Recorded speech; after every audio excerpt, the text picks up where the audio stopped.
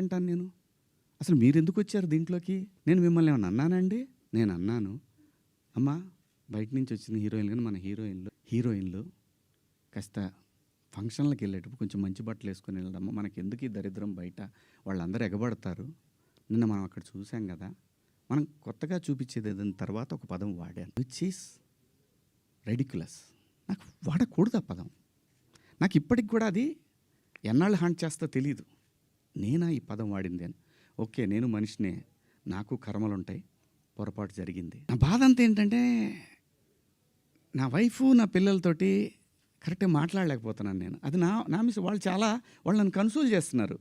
ఎవరికో అయిందని కాదు, శివాజీ ఇలా మాట్లాడ్డే అని ఆ వైఫ్ని ఎవరన్నా అడుగుతారేమో అనే బాధ తప్ప నేను దేనికి భయపడేవాడిని కాదండి. తప్పు చేసినప్పుడు క్షమాపణ చెప్పడానికి కూడా ఒక క్షణం కూడా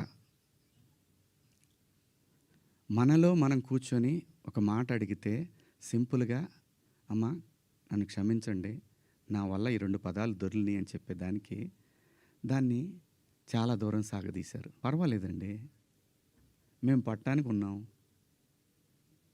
పడతాం.